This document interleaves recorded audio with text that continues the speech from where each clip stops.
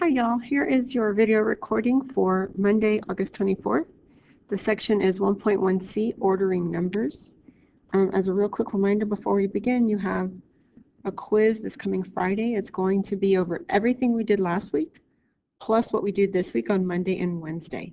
So if you feel like you need any help with anything before the quiz Friday, please come into my Zoom tutoring or send me an email so that I can respond to you. So our objective for today is to put numbers in order. And it's going to be weird looking numbers that are really close together. And we're going to talk about how to decide how to put them in numerical order. So if you were able to print out this note sheet, then that's great. If not, you can just copy down as we go, and don't worry about it being, exactly perfect. I have a table on here because we're going to be comparing the decimal places together, and the table makes it easy to line them up. But if you can just do the best you can on your paper, that's fine. So I want you to start by looking at these numbers on the left column.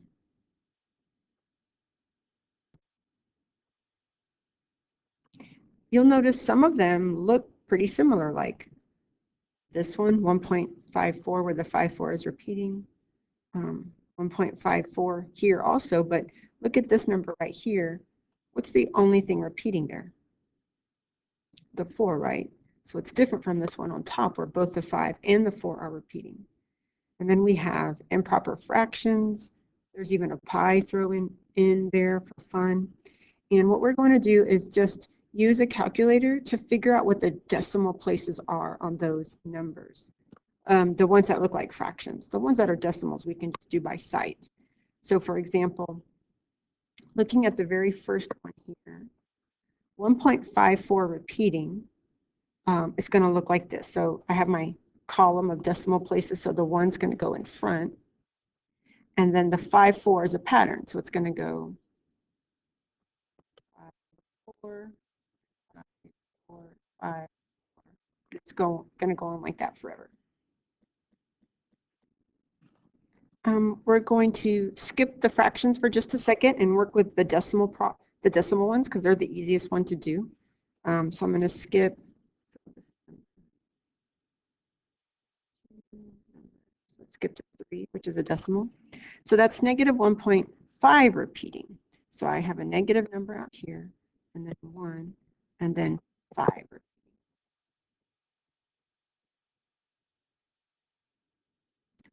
We'll skip that fraction for just a second, and I'll go to this decimal. Notice there, what's repeating in the 5th number? Nothing, right? It's just negative 1.54. Remember we talked the other day about that's a terminating decimal. It ends. And then for the sixth, that number, just the 4 is repeating. So it's 1.5 and then 4, 4, 4, 4, 4. All right, so we've done the decimals. Now we want to talk about the things that look weird. We have this fraction 17 over 11, this one negative 32 over 21, and then we have pi over 2. Right here. So these are all improper fractions, and you can convert those to decimals one of 2 ways. So I'm going to do 17 over 11. I'm going to do this one first. And just slide down to have some room. Here's what 17 over 11 means if you were doing this math by hand. It means 17 divided by 11. That 11 goes into 17 one time, and you subtract it off. But it doesn't go in evenly, so we have to add some decimal places and bring down a 0, and then 11 goes into 60 5 times.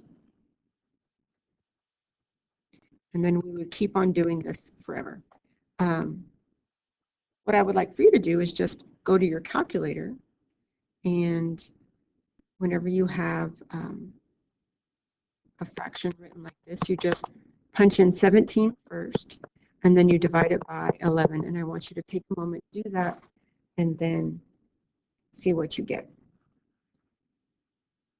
And you can pause the video if you need to go find a calculator, or use the one on your phone, or find one on the internet or something like that.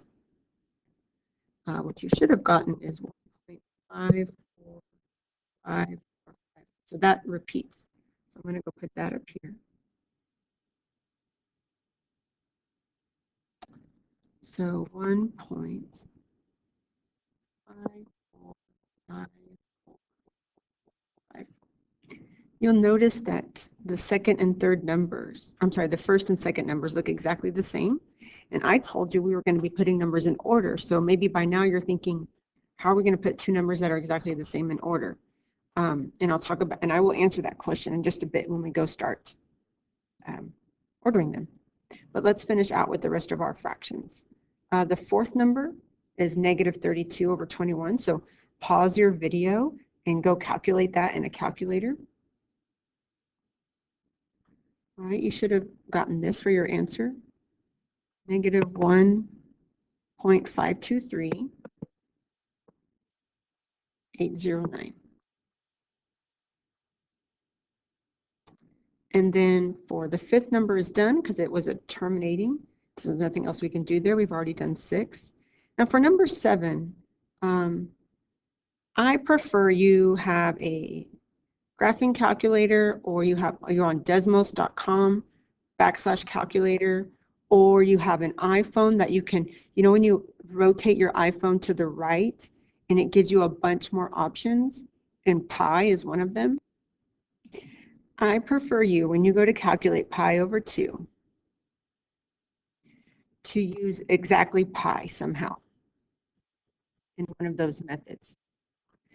If you don't have access to a calculator that you can actually use the symbol pi for your calculation, you can use this number approximately for pi.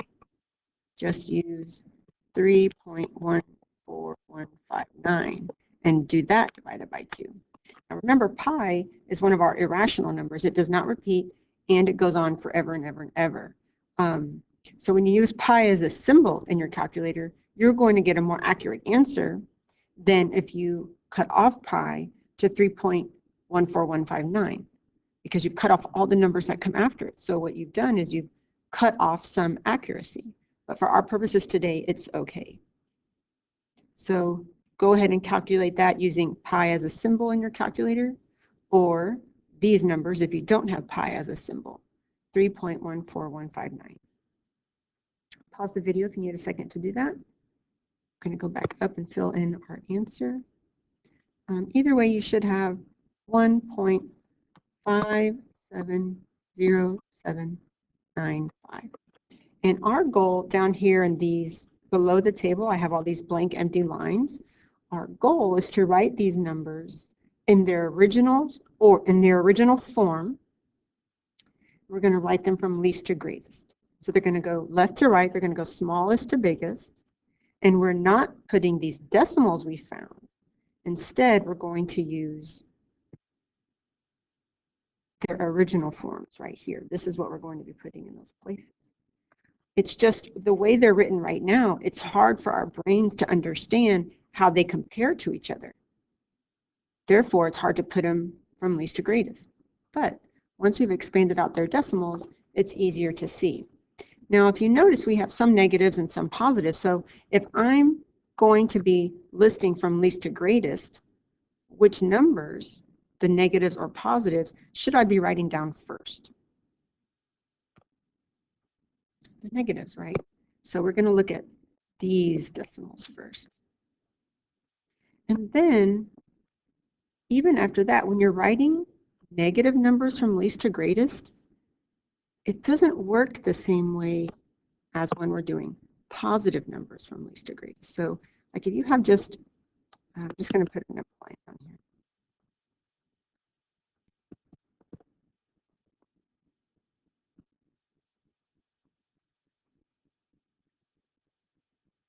When you are, so least to greatest is always from left to right. But when you're looking at negative numbers, the actual number part looks like it's decreasing, 5, 4, 3, 2, 1. but it's decreasing in value. Okay, it's got those negatives out front. So when we go to do those, all those, that blue highlighting I did up there, when we want to do those from least to greatest, we kind of have to tell ourselves the negative comes first, but the number that seems bigger is going to be the smaller one. Just like here, 5, just like right when I'm right here. 5 seems bigger than 4, but the negative makes it smaller than -4. So to get these 3 numbers in order, we're going to pause your video and think about which one of those is going to come first in the negative sequence. And it's going to be the one that, when you're looking at just the number parts without the negative, seems like it should be bigger, but it's actually not. Hopefully you chose this one right here, the -1.5 repeating. Because if you compare their so they're all the same in this column. They all have a negative. They all have 1. So far they all look the same. They all have a 5 right here. So far they all look the same. But when I get to this column, this is the one that starts to make them different. So which is biggest, 5, 2, or 4? And it's the 5. So because it has a negative out front, it makes that value the smallest value. And we want to write the original number in our spot down here. So -1.5 repeating. Okay. So that one went first. So then which of these 2 decimal places, the 2 or the 4, do you think should come next? The 4, exactly. So this one comes next to -1.54, which leaves this negative, the last one, to put in its place. And I wrote over that, so the -32/21. All right, so that we took care of the negatives. Now let's take care of the positives. I'm going to get my highlighter out. So just like when I was comparing it row by row, decimal place by decimal place, we're going to do that again.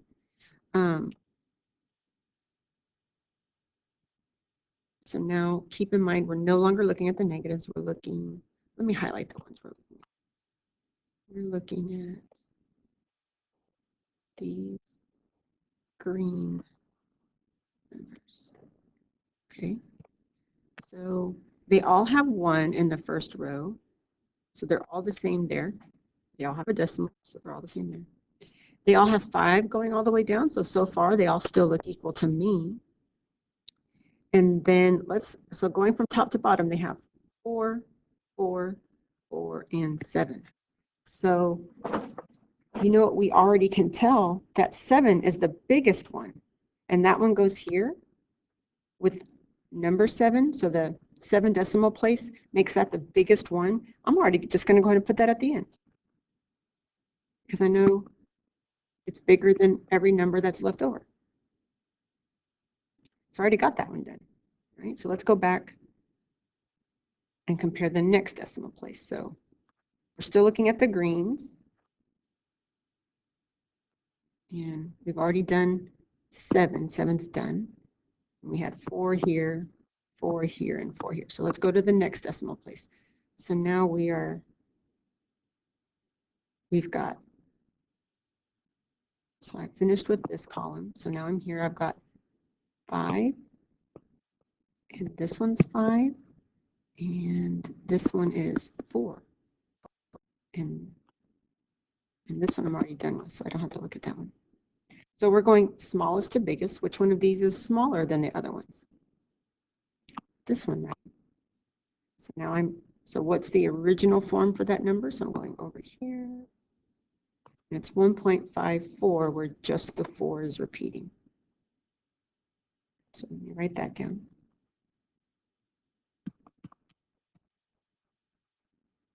All right. And that just leaves me these top 2 numbers to figure out which order to put them in. And they look exactly the same. They both have 4s here, and they both have 5s, and they both have 4s. So here's what I'm going to talk about. in that case, how to decide which one's smaller and which one's bigger. I got like lots of crazy stuff going on here. I'm going to erase this so I can see these numbers clearly and talk about something. So we're at the top two numbers and we're trying to decide which one should be smaller than the other one, because so far their decimal places look exactly the same. In reality, they are the same, but I'm going to recommend that you do this. Anytime we see a fraction versus a decimal, we call the fraction the exact form, and the decimal is the approximate form. Because, like I mentioned earlier, the decimal cuts off some of the information. The fraction has that information sort of like already embedded in it. It contains the full amount of information. Whereas once you convert it to a decimal, you have to lose some of it because you have to cut it off somewhere. So what we're going to do is call the exact form the bigger one, because it implies all the information of the number. And we're going to call the decimal the smaller one. So when I go to list it down here, I'm going to put the 1.54 repeating. And then I'm going to put the exact form here, the 17 over 11. Okay. And so that's enough information that you need to do your worksheet today. That's for a grade. Let's talk about that real fast. It's a cut and paste activity. You absolutely do not have to cut and paste anything that you don't want to cut and paste, okay? But here's why I've still kept the cut and paste part, because you might, because we're ordering numbers, if you want to at least print and cut them, it makes it easy to rearrange them while you're trying to make your decision. You absolutely don't have to do that, all right? So what you've got is 2 sheets. Again, if you can't print these, that's not a problem. Just write your answers on a piece of paper. This sheet I'm looking at right here is what you would do if, this is where you would glue your answers if you were cutting and gluing, okay? But I want you to look at the directions for each. This says arrange A, B, C, D, E from greatest to least. So you're like, what on earth is A, B, C, D, E? Well, that's on the next worksheet, the second one. It's this first section of numbers right here. You're going to do with those what we just did on the notes, right? Not all these numbers all at one time, just one little group at a time. And when you're done with that group, you just move on to the second one. They don't go together. So there's your A, B, C, D, E that it's talking about here. So let's say you aren't going to cut and paste. All you have to do is, write the order of your answers, whatever you decide it should go. Okay, that's all you have to do for your grade. And be sure you write your name here, and you're going to self-check this. There's a key attached to the assignment in your Google Classroom, and you'll just write your grade up here, whatever grade is, and then you will post a picture of your work and enter your name and grade into a Google form. Before, I do want to show you one thing though to pay attention to before I let you go. Within each of these sections, it changes what order it wants it in. Like this first group says greatest to least, and then the second group says least to greatest, and then the next one is greatest to least, and the last one is greatest to least. The challenge section is not required for your grade today, but it's just there if you want to try it out, okay? Let me go back and look down here and see if there's anything else I want to tell you about any of these special numbers. Yeah, actually there is one thing I want to tell you. If you just have a regular calculator and you're trying to do pi or square roots, if you have access to the internet, you can go to desmos.com and find a calculator. I like the graphing calculator, they're the best. Or Google graphing calculator at Desmos. And that'll be a good place for you to start, okay? And that is it for today. I will have everything you need in your Google Classroom for you to work asynchronously today since Zoom is out. And I think that's all I got for you. Email me if you are stuck on something or have any questions. Okay? See you Wednesday.